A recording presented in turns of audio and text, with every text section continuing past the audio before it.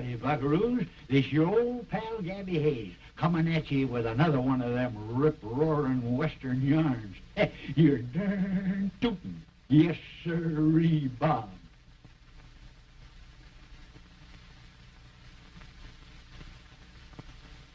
You know, I was looking up on top of the mountains this morning, and I noticed they got a little mite of snow up there. Yeah. You know, that kind of reminds me of an old uncle of mine. Iceberg Hayes, he was known as. There's the coldest man that ever lived.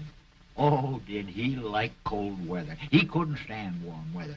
Matter of fact, he lived up at the North Pole. Yeah, lived up there 15, 18 years. He built everything out of snow and ice, you know. Well, finally it got too hot up there. He couldn't stand it any longer. So he decided he was going down to the South Pole, see if it was any colder down there. So he broke off a big chunk of ice, jumped on top of it, and floated right down to the South Pole on the first ice boat the world has ever known. Yes, sir. Yeah. Well, today's yarn's about a couple of fellers who went after a gang of outlaws after they held up and killed the stagecoach passengers.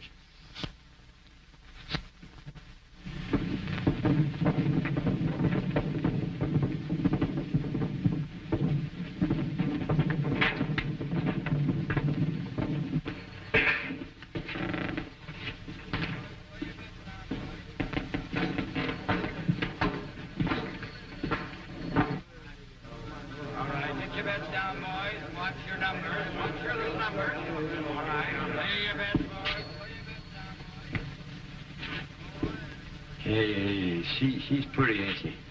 Yeah. Make mine a double. 2 sarsaparilla. Go on, you heard me. That stuff's only good for a hogwash, and he wouldn't like it. Duck in your shirt tail, Fuzz. We're not here on a pleasure trip. Why are you forgetting? I ain't forgetting, and my shirt tail's tucked in.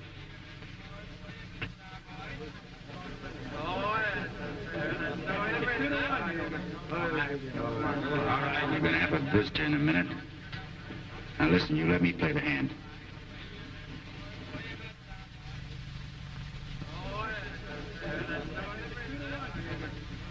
Here he comes now.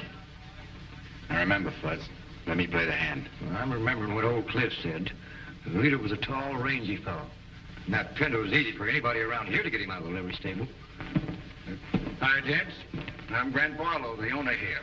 Roxy tells me you had a little mix-up today. You mean the girl? That's right. We're sorry for what happened. Yeah, we sure are. Lucky for you, she didn't hold a grudge. I understand you're looking for a Pinto. We're looking for a fellow by the name of Ed Sperling who runs the livery stable. His helper tells us we could find him here. Why do you want to see Ed?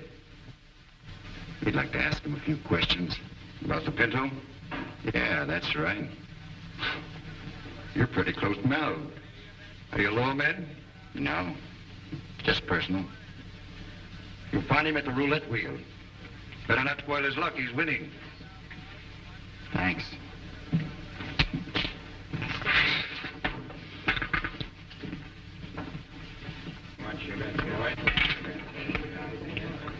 You win again, Mr. Sperling, on the red and even. This sure is your lucky night. Yes, sir.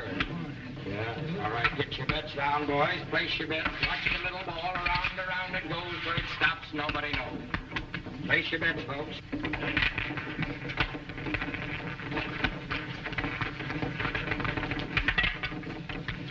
19 on the red. You win again, Mr. Sperling. This sure is your lucky night. Look that way, doesn't it? Yes, sir. Sure is your lucky night. Mr. Sperling, Get your bets down. can I speak to you a minute? Watch your bets, gents. Get them down. Watch the little ball around it goes. Where it stops, nobody knows. I'm sorry to bother you, Mr. Sperling, but it's important we ask you a few questions. Well, if it's anything about gambling, I don't know a thing. First time I played in 20 years. Do you own a Pinto horse? Yeah. Want to hire him? Seems like he's in pretty much demand these days. Who hired him a couple of days ago?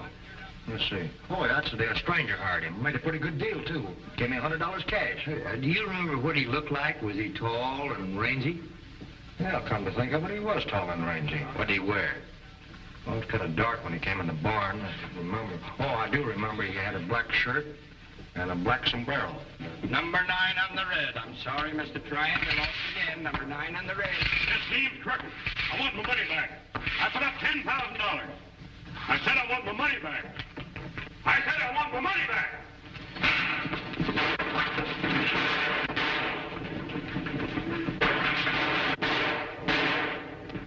Come on, Fuzz. That's the man we got. Hey, how's this working? Hey, look. Hey, why are you after that fellow? Didn't you hear him say he lost $10,000? Yeah. Well, that amounts to 1/4 of the money stolen from the stage. That's right. Besides, he was shooting a .38, Fuzz.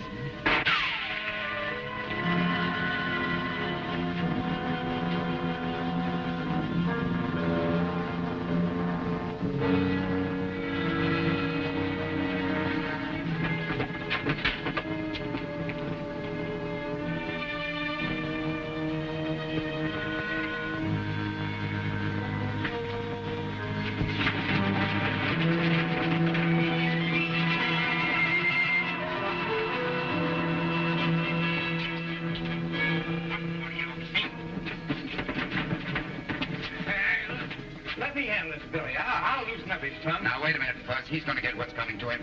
Talk fast, mister. We know that you were one of the men that held up the Canyon City stage.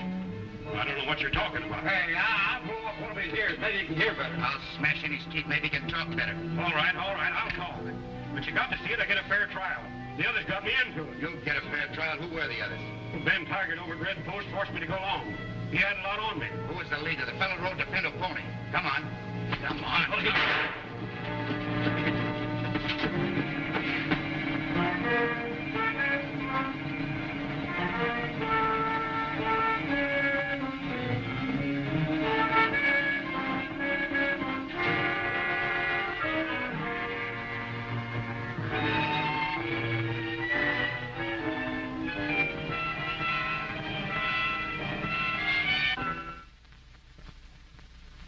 Well, Well, Billy had one of the killers in the name of another, so they set out to find him.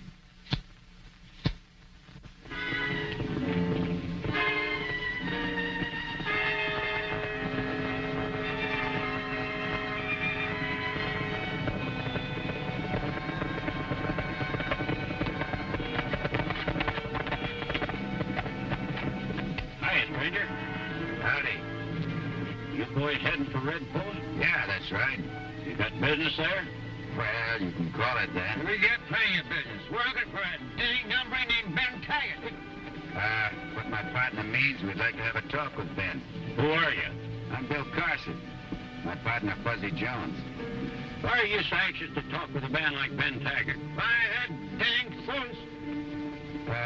Jack Tryon told us to look him up. Yeah? Well, where's Jack now?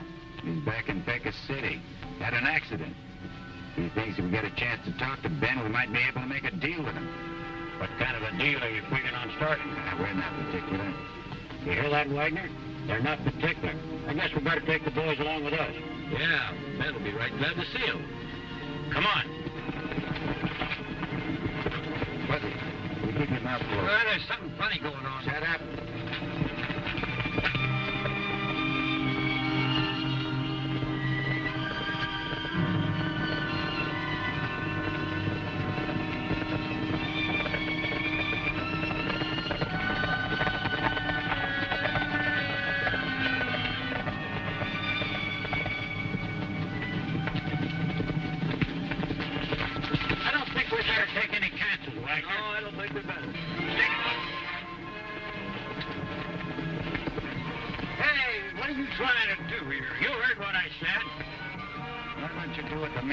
All right. That's better, just in case you get any ideas. Come on, get going. Come on.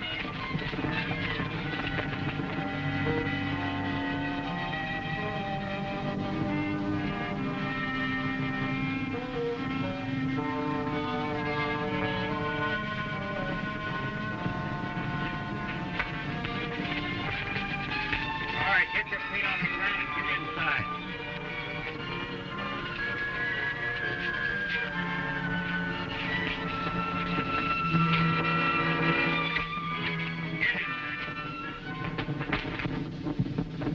Who are these men?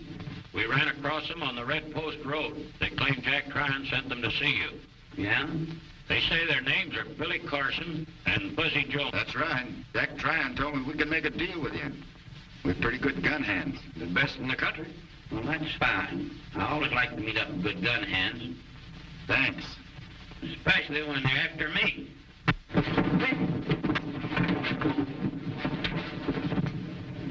Too bad I can't finish you saddle tramps now.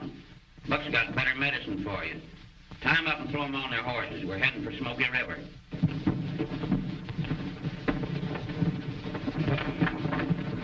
Put around his feet there. You say Jack Tryon sent you here to make a deal with me? Where's Jack now? He got killed in a shooting scrape over in Becca City. Playing roulette. Yeah, that's the truth. Shut him up. Did Jack have money? About 10,000 or more. Lost every cent. Well, how do you like that? Buck pays him off, leaves me here stranded. According to his note, he'll settle up tonight. He'd better. One more question, Carson. Who sent you after me? No one. We thought it up ourselves. You said that before. I'm saying it again. All right, Connors.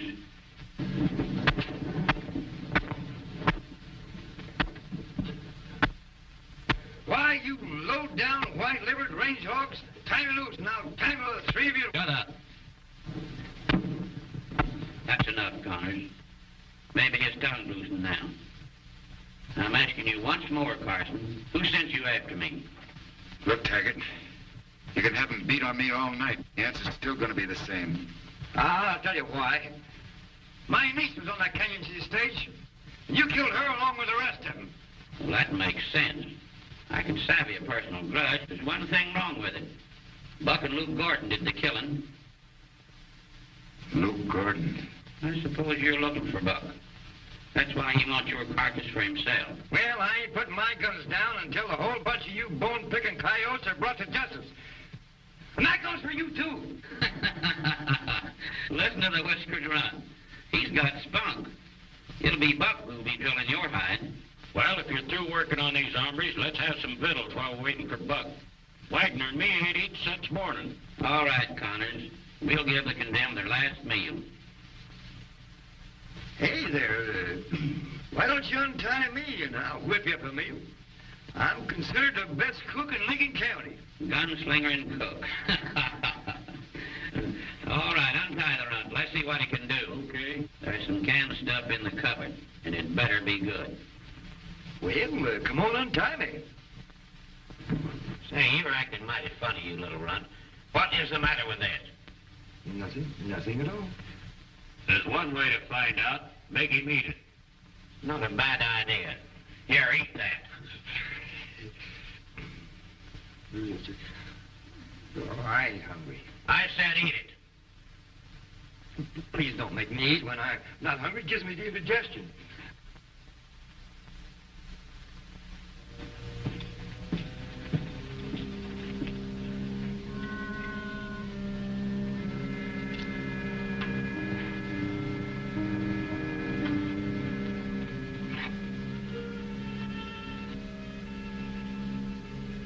Look what I found. So that's your special seasoning, huh? That stuff, what is it? You'll find out. Eat that. I told you I'm not hungry. I said start eating that. I'm not hungry.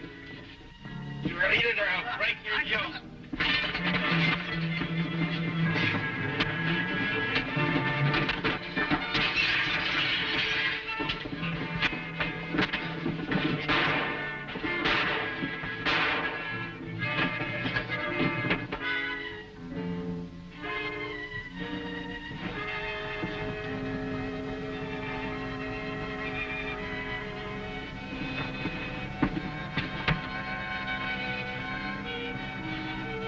Wait a minute, guys. Hold it, Carson. There's only one of us. There's only one of us. Sit down, boys.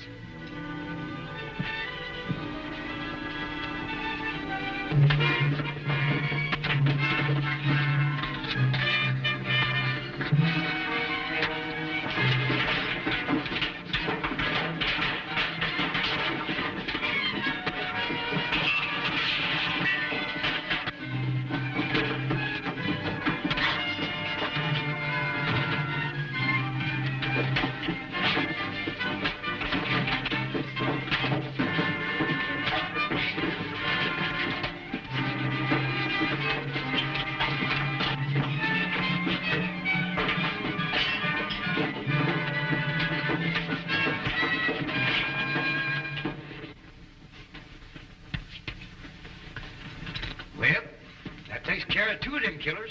Yeah, but only 2 more to get. Who do you reckon fired them shots?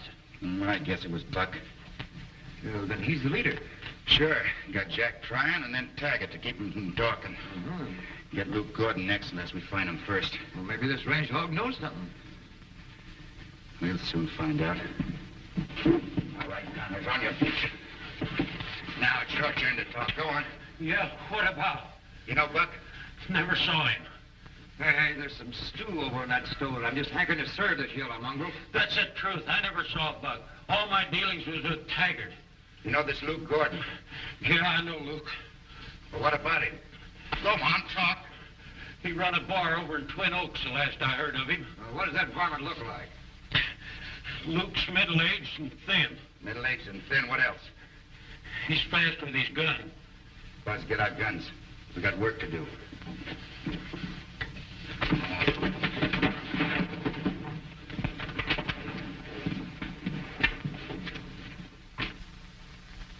Well, things were working out fine for Billy when all at once he wound up hog-tied with his friend cooking again.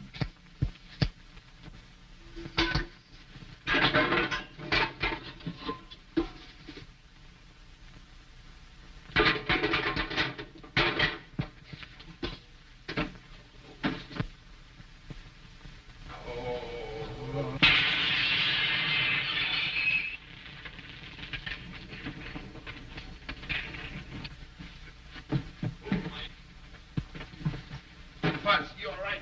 Yeah. Let's get out of here. Here's your gun. Stay where you are and reach. Are you Carson? Yeah, that's right.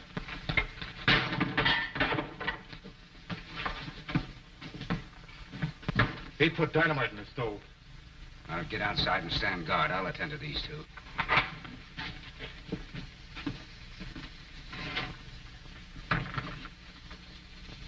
I'm Luke Gordon. Luke Gordon? Yeah. I want to give myself up and beg mercy of the court. It's better than being hunted down and murdered. Well, you're showing good sense. Well, I know you've been after me. I also know that Buck has been after me. Do you mind if I talk a minute? No, go right ahead. Well, 10 years ago, I got mixed up with the wrong crowd down in Texas. Buck James is one of them. We got arrested and sent to the penitentiary. Buck engineered our escape, and when we got out, I came to Smoky River. Went straight and was making good, too, until one day Buck showed up. He was broke, and, well, I was a haunted man the same as he was, and he forced me to go on that Canyon City holdup with him. But he did all the shooting and killing. I threw my gun away.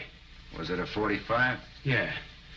Yeah, I found that gun near the holdup. Yeah, but you gotta get me to Canyon City safe. Who is this Buck, and what do you know about him? Well, Buck James is his name. That's all I ever did find out about him. Did he take over your Last Chance Saloon? No, that was a fellow named of Grant Barlow from Quaker City. Could you identify this Buck? No, I hope he shows up so I can. Well, there were posters all around with all our pictures on them, but I guess they never did get to this part of the country. Here, you better keep this. You might need it. Thanks. Let's get going.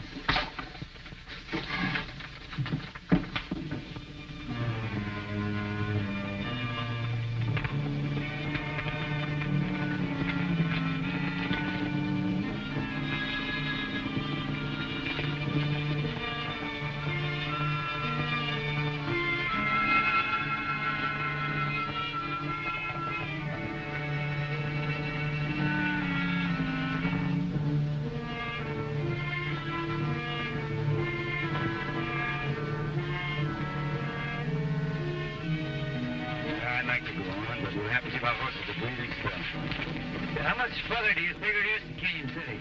Oh, another hard day's ride. I wish it was all over. They ain't seen nothing of that buck trail, have they? No, but he will. I'm sure of that. Take it easy, Gordon. We'll get through. Yeah, you don't have to worry. We know how to use our irons. No, I'm not worrying about myself. I want to take my punishment.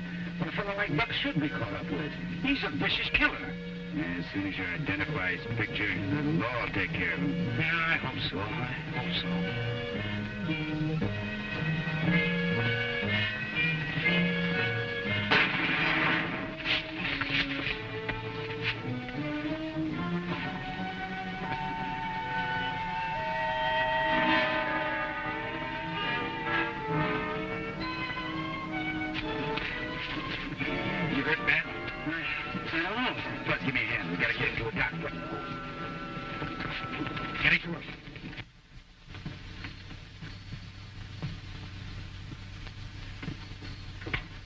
You wear yourself out pacing around like that, Billy.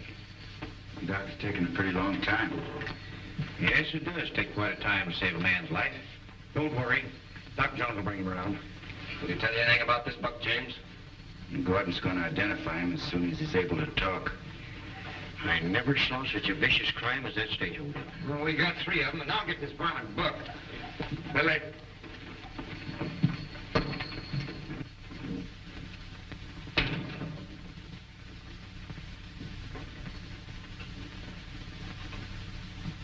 Well, we'll soon know, Jim.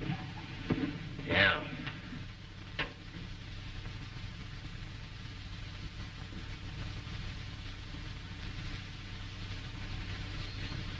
The loss of blood was too much. I couldn't save him.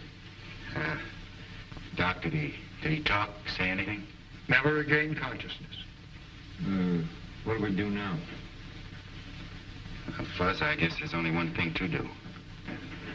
Listen, no matter what I say inside, just act natural. Don't open your mouth, you understand? Come on.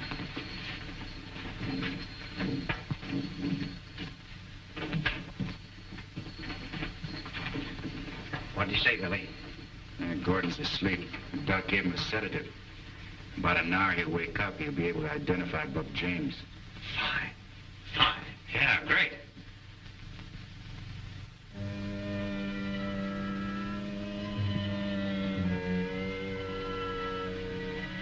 Nobody coming yet. There will be. How's this Buck gonna know that Gordon's supposed to be alive? He knew every move of the others, didn't he? Yeah, but you... Don't worry, Fuzz. He'll know.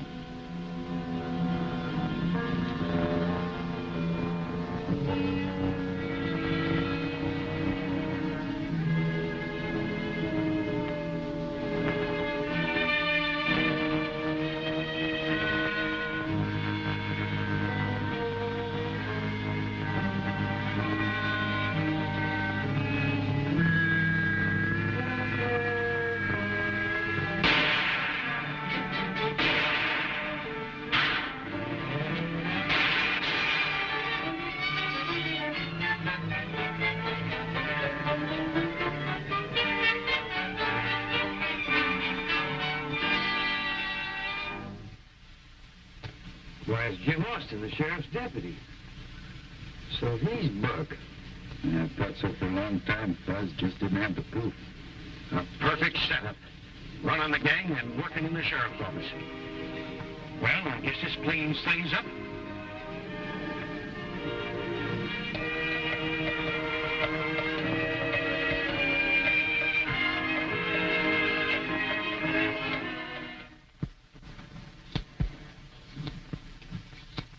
Well, when them fellers held up that stage, I suppose they took the strong box with them. Yeah, of course they did, of course they did. You know, that kind of reminds me of an old uncle of mine. Strong Box Hayes, he was named. He was the greatest collector of boxes in the whole United States and Texas. He used to collect all kinds of them, you know, big ones and little ones, round ones and square ones, all colors, pink, pistachio color, all kinds of them.